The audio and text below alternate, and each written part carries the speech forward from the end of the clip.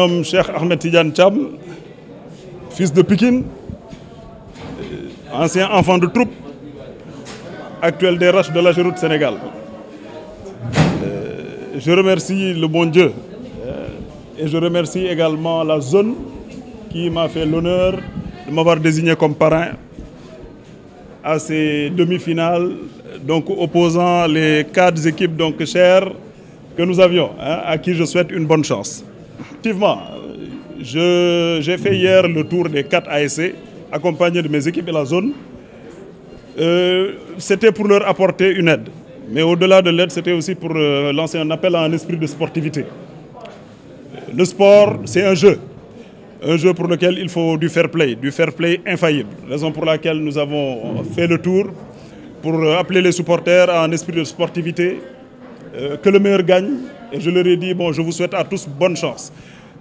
Je le dis très souvent, mon slogan, c'est aujourd'hui de l'autodiscipline. Je leur dis un engagement citoyen également, de la dignité et de la loyauté. Donc à tous ces jeunes, je leur dis, donc je les appelle à avoir beaucoup plus de discipline et à faire preuve de discipline dans tout ce que nous faisons. Mes aspirations politiques ne sont pas d'ordre politicienne. C'est une politique de développement économique et social. Je suis né de Pikine. J'ai grandi à Pikine. Peut-être c'est le Britannique militaire qui m'a fait sortir de Pikine à un moment donné. Également donc ma carrière professionnelle. Mais donc j'ai toujours aimé et embrassé cette ville, ce département qui m'a vu naître et peut-être qui a fait de moi ce que je suis aujourd'hui. Si tout le monde m'apprécie, je dirais donc de prime abord c'est grâce à Pikine. Et je remercie le bon Dieu qui m'a poussé à revenir, à aider les populations. Nous sommes dessus depuis très longtemps. Ce qui aujourd'hui pousse mon ambition politique, c'est aujourd'hui le désir des populations. Ces populations envers qui également donc, je voue loyauté. Et ces populations qui, quand je partais les voir pour des actions sociales, qui m'ont toujours dit, mais pourquoi ne pas faire donc effectivement de la politique? Pourquoi ne pas, et même je taquine en le disant, il me disait, pourquoi pas prendre la mairie? C'était le mot qui revenait. Pourquoi pas la mairie? Pourquoi pas la mairie? Donc notre engagement politique va bien sûr au-delà de cela. Nous voulons transformer Pikine. Une transformation structurelle.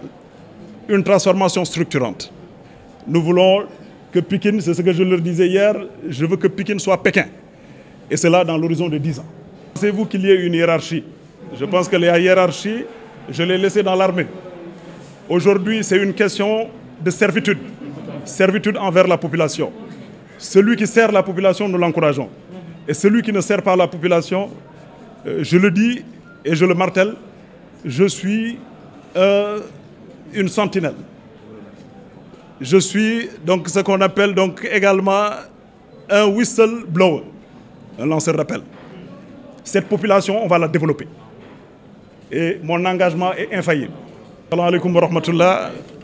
maa ngi leen di gërëm yéen ñëpp di leen sant ci accueil bi di sant zone bi ma désigné en tant que parrain dama naan donc je leur renvoie l'honneur et je renvoie à Pikine cet honneur également maa ngi am mbégte ci suma teewaay di souhaiter it équipe yi jouer donc ñu jouer ci jàmm esprit fair play ñoo xam ni fo rek la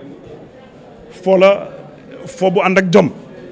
Parce qu'effectivement, qui ëpp jom te yàlla dimbali ko moom mooy gagné donc ñu leen di dimbali ñu ànd ak dal ñëpp jouer ci jàmm et puis ñibbi ci jàmm incha allah. lu wér la am na ay ambition politique ci Pikine du ma ne sax am na ay ambition maa ngi ci politique bi ci Pikine waaw def na quelques mois alhamdulilah début bi ni dañ doon wax du nii la ñuy politiquer ma ne leen man politique bi ñuy wax engagé wu ma man li ma engagé mooy une politique de servitude. li ma engagé mooy politique ngir njëriñ sama gox donc njëriñ googu laay jéem a motali di ñaanal ma ci yàlla et puis di compter également sur le président de la République. C'est aussi simple que ça, des actions au lieu des paroles. waaw ay jëf nañu jëf te wàññi wax ñu ci bari xam nañ ni man duma nit kuy wax lu bari mais dañ may dàqanteleeg nit kuy jëf lu bari nañu wax tuuti jëf lu bari. loolu laa gëm. alhamdulilah population yi dañoo sonn man pan laa ci population élément laa ci population yi. sonn ñëpp sonn ci dige bi naxaate bi ba ñu bari dañoo jëmoon sax ba bàyyi politique ma ne leen nag politique du lenn du dul sacrifice bi ngay def yow ngir mën a jëriñ sa réew man nag sacrifice boobu dama koo jël ñeneen ñi fi nekk xaw ma ndax mën naa lee puusab déet waaye xam naa ni tiit nañ bu baax a baax te kilifa yi may woo bari nañ trop te ay kilifa Pikine lañ te bi ñu dugg ci politique bi man xalaatu moon dugg ci politique